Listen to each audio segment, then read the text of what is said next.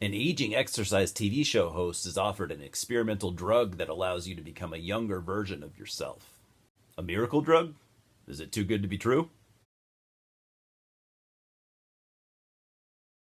So, another movie that I was anticipating more and more literally every day, especially these last few months, and it did not disappoint. The Substance was directed by Coralie Fargeat, a French director that has shown a lot of promise with a small but super respectful body of work. I remember wanting to watch her film Revenge from 2017, but I just totally forgot to watch it. Nah, I'm going to get on that ASAP now. But just based on The Substance, I think she shows a huge amount of promise and honestly could be potentially at one point one of the best directors out there currently. This is an incredibly bold and ambitious film, and it stars Demi Moore, Margaret Qualley, and Dennis Quaid. And there's a lot to be said here about these performances. I really have to give a lot of credit, the lion's share of the credit, to Demi Moore, who is the lead here. She's the star of the show, and rightfully so. She's been garnering a lot of praise for her performance here, and I'm just really going to echo that. Honestly, I mean, I can't remember the last time I saw her, but God, it was probably at least 20 years ago. I'm sure she's done stuff in that time, but not that I've seen personally.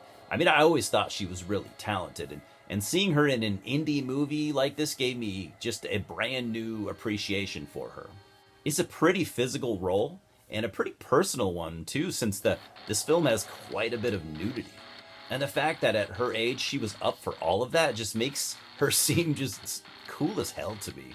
But aside from that, she gives us a lot of emotion, and I really, really, really felt for her character.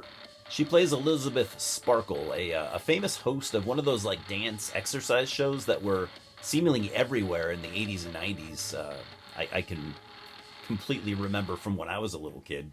And she's been doing this show for decades. But on her 50th birthday, the studio decided to fire her so that they could replace her with somebody younger.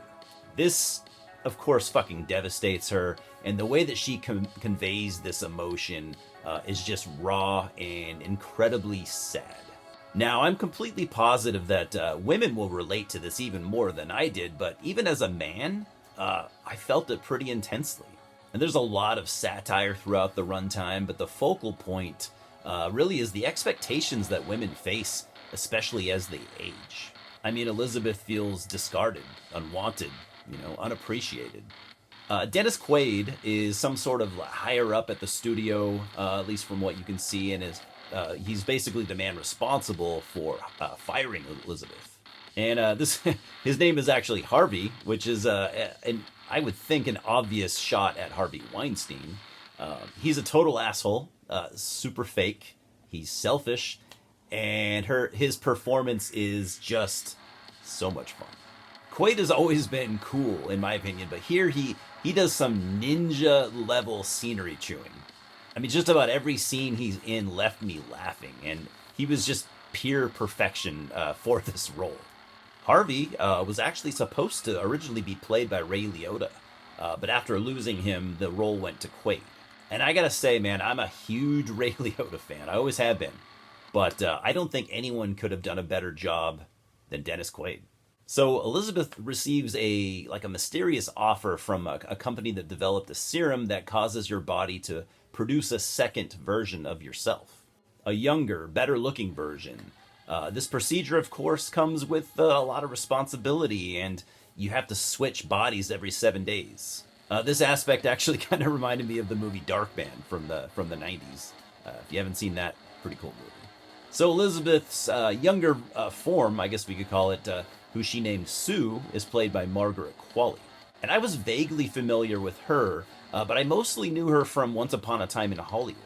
She just has this way of grabbing your attention, and I don't mean because of the fact that she's just like stupid beautiful, but because she just has something, and I don't know exactly what it is. And now, let's address the elephant in the room, body horror, because I'm a huge fan. I had heard, like I'm sure you have, that this is what this would be, and I just could not wait to see exactly what we were in for. But don't worry though, I'm not going to spoil anything for you because this is an experience for body horror fans. And on that note, I can't remember the last time I saw some good body horror, especially in the theater. I mean, no idea. I mean, the bar has been set so high with all the classics, and to do it right, you have to go all out. You can't hold back. And this film does all of that, and it keeps things unpredictable, at least I thought. And it's got a third act that just had me grinning to the point where my face was hurting. It's wet and goopy and bloody, and it's just disgusting. It's awesome. So gross. And in fact, I have a fun story regarding my theater experience. Saw it just last night. Here goes. It's a funny one. It's a weird one, and I just can't stop talking about it. So I saw it with my girlfriend. There were, other than us, there were only 2 other people in the theater. 2 dudes sitting directly behind us, pretty much. And so they were pretty quiet throughout the whole movie, as you know, I would expect everyone to be. But I think one of them, I'm thinking maybe not a huge horror fan, or at least not into the the real gross stuff. And there's one particular scene. I mean, there's a number of gross scenes in this movie, but there's one. I think it might have been the first, like, I don't know, more disturbing scenes in the movie. And as it happens, I just hear this behind me. I just hear this. No, it's like I was laughing kind of as quiet as I possibly could. And just I just hear it behind me. Oh! And okay, it gets weirder. So after the movie, they both stand up, and so one of the dudes looks to be, he had to have been like 20 years older than the other guy. The one guy looked young, like maybe mid-20s, and the other guy, I'm guessing, like in his 40s, 45, maybe 50. They both stand up, and the older guy storms out of the theater. Doesn't say, I didn't hear them say a word to each other. So he storms out of the theater, walking way faster than the dude looks like he should be able to walk. Kind of like a hobbler, almost like a hunchback looking guy, and storms out. So it was just so weird. While the younger guy stood up and just kind of watched the credits. We left, before we left as the credits were playing, and he just kind of stood there. Very, very weird.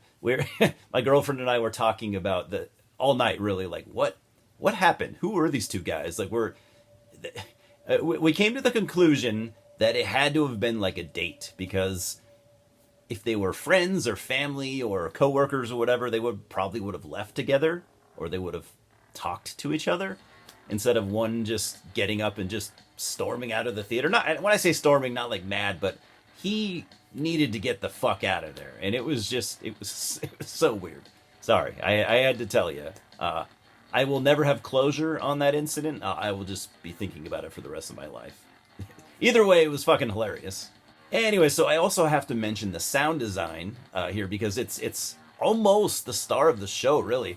The way that certain sounds are focused on, I just thought it was so unique. It can also be like nauseating and funny, and I don't think I've ever seen anything like it. So I'm going to go ahead and give The Substance an 8 out of 10. This was one of the biggest surprises of the year for me. I got vibes of some of my favorite people in the world, like Stephen King, Stuart Gordon, H.P. Lovecraft, David Cronenberg, Frank Henenlotter, and this might come across as odd, but even like a little bit of Rick and Morty with the satire. It also has like a fable or like a fairy tale vibe, with the moral of the story: be careful what you ask for. Needless to say, this is definitely one of my favorite films of the year, probably top 2 or 3. The practical effects and makeup work made me so happy. My only criticism is that I thought it kind of sagged just a bit in the middle, and at 2 hours and 20 minutes, it's just a bit long, and I think 10 or 20 minutes could have been easily shaved off, just in my opinion. That said, I need more of this. Cheers, guys.